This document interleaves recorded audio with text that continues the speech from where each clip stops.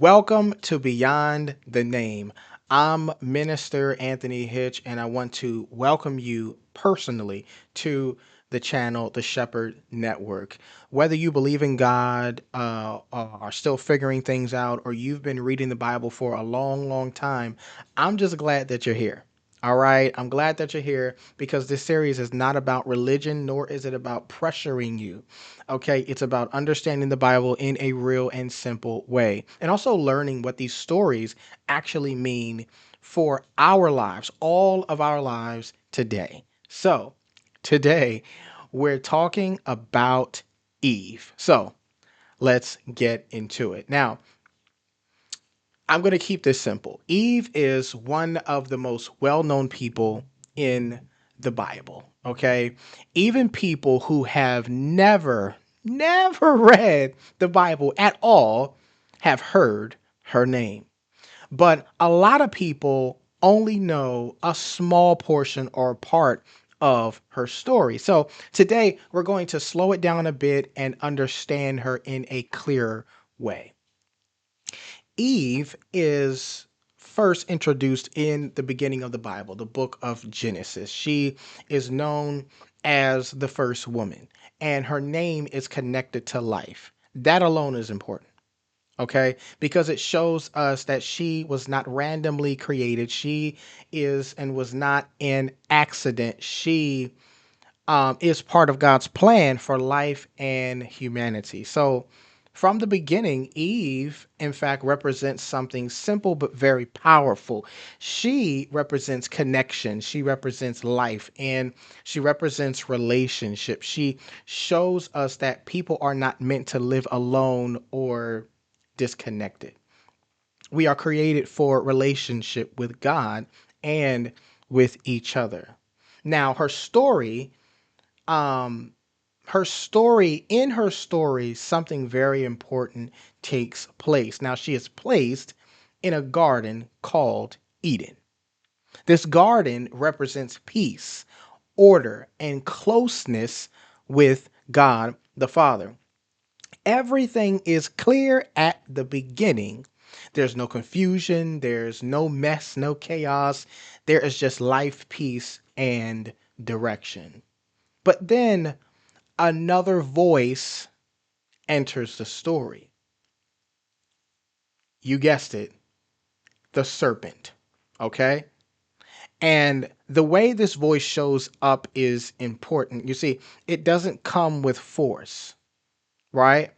Satan actually comes with a question, right? And Satan asked, did God really say that? Now, think about this. This was basically the first time that anybody or anything has ever questioned God. So, as the first or second person of in general, she's probably having thoughts that she's never had because doubt starts to creep in, questioning God, right? And this is where things begin to shift. Now, because this question is not about the words, it's in fact about trust. Okay, it's about whether what God said can be believed. And this is something we still actually deal with today. Have you ever were taught something or learned something and then someone asks you a question and it kind of makes you think about what you used to think about and whatnot? Comment your thoughts below. Okay.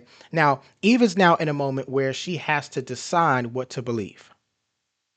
She hears what God says, she hears what the serpent is suggesting, okay?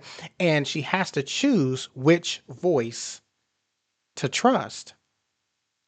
And this is where her story becomes very, I would say, human, okay? Because we all face moments like the moment that Eve was facing at that time, right? Times where we hear different opinions, right? Different advice, different feelings, different pressures of life, right? And we have to decide what is right. And in Eve's case, she looks at the fruit. She thinks about it, right? She makes a choice to take it and then she eats it.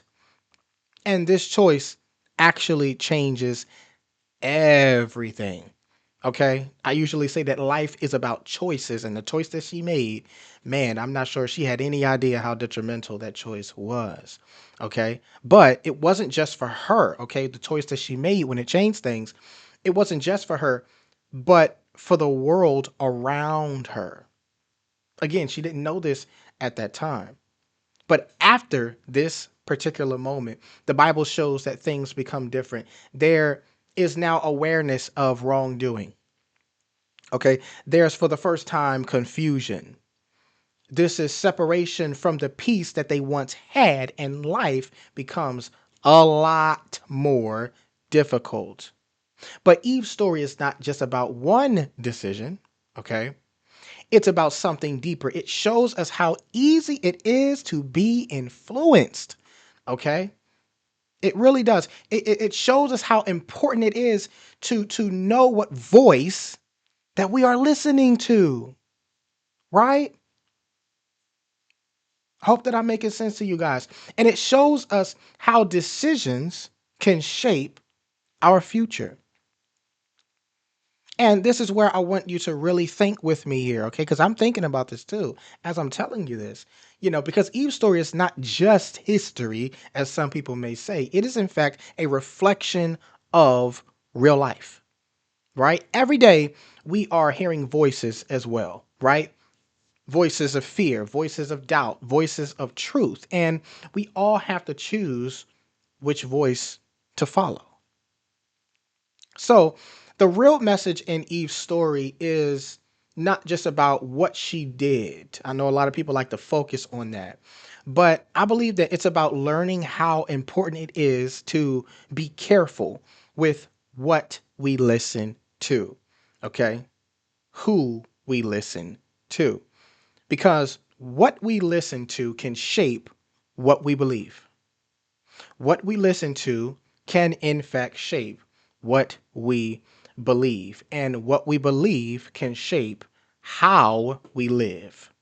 So, as we close this episode of Beyond the Name, I want you to see Eve um, in in a simple way, not just as a story in the Bible, but as a reminder for all of us, okay? All of us, that life is really full of voices, but not every voice is true.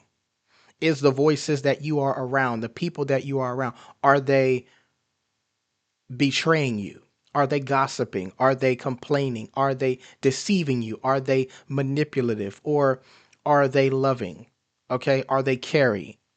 Are they operating out of the fruits of the spirit? Do they have great intentions for you? Okay. Think about the voices that you listen to, whether it be music or maybe a preacher or your doctor, your lawyer, your best friend, your parents, yourself, the devil. Think about the voices that are an influence to you, and start to discern whether or not is this God, is this me, or is this the devil? Because Eve is the perfect example of what it looks like to be deceived by a serpent.